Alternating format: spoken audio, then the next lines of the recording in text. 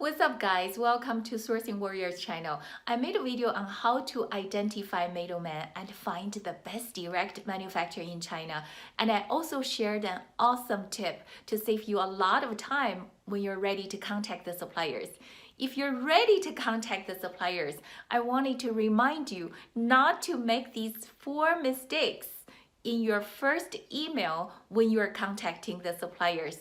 The mistake number 4 is the most common. I hope you are not making that mistake. Let's check it out.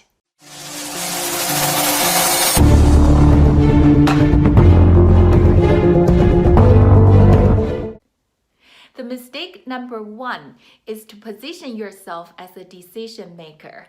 For example, you start your email like this: I am the CEO of XYZ company. Any experienced Alibaba supplier, they will immediately tell this is a one-person game, because any decent-sized company will have functional departments: purchasing, marketing, product development. So even if you are the CEO of the company, position yourself as a buyer, as a purchasing agent, senior buyer, even purchasing manager is fine. Down the road, you can always use this arrangement. Use your CEO as the leverage to negotiate with the suppliers. Mistake number 2 is to ask for a quote without properly specifying quantity price break. You're like, what? Quantity price break is a tiered pricing structure. The higher of your quote volume, the lower of your price. You should always ask your supplier to quote at a higher quantity and use it to negotiate your lower quantity buy. But the mistake a lot of people make is to ask for an irrelevant high quantity. For example, if your monthly projected sales quantity is 500 units and your supplier quoted $8 per unit, you're like, okay, give me a quote for 10,000 units. Happily, they quote you $550. And you're like, oh, great, I'm saving $25,000. But wait guys, let me point out the problem with this 10,000 units quote. Number 1, the 10,000 units is like 2 years inventory if you're selling 500 a month. Are you going to buy 2 years of inventory at once? Probably not. Number 2 is at $8 per unit. Your profit margin probably at 15-20%, you're feeling like, oh, that's a little bit tight, it may not be a good product. But at $550, your profit margin can jump at 35-40%. This creates an illusion for your margin analysis.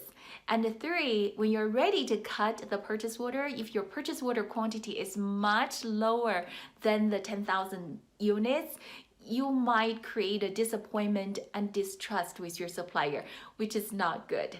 So keep yourself grounded when you are asking for the quantity price break. Ask irrelevant quantity price break so you know this is relevant to your future purchases. Mistake number 3 is to ask for a quote without providing proper specifications. Remember this, guys. A well thought out RFQ will be more likely to give you good quality response. The mistake a lot of beginners make is this: can you please give me a quote for this product? And that's it. Do you need a customized logo? Do you need to change the design or the shape? What if changing the design or the shape will involve tooling modifications? You need to be clear at the front. The easiest way to do this, I understand that you may not have a lot of specifications ready when you are doing the product research. The easiest way to do this is to go onto Amazon, find a product that is close to the product you wanted to customize, copy the image and copy the specification inside of the listing and send it with your RFQ. And the mistake number 4 is to send the RFQ without specifying RFQ due date. The RFQ due date not only makes your quote looks more professional, it also serves two other purposes. One is it calls out the attention to detail from your supplier. Number two is it helps to eliminate some of the middlemen. The direct manufacturer should be able to respond to your quote within 2 to 3 days, but a middleman will have to run around and find your product. Depending on your product complexity, you should always put a due date on your RFQ. The due date also helps you to organize your quotes and put a cutoff date for your quote analysis. That's it, guys. I hope you enjoyed it. Have a fun day. I'll see you soon.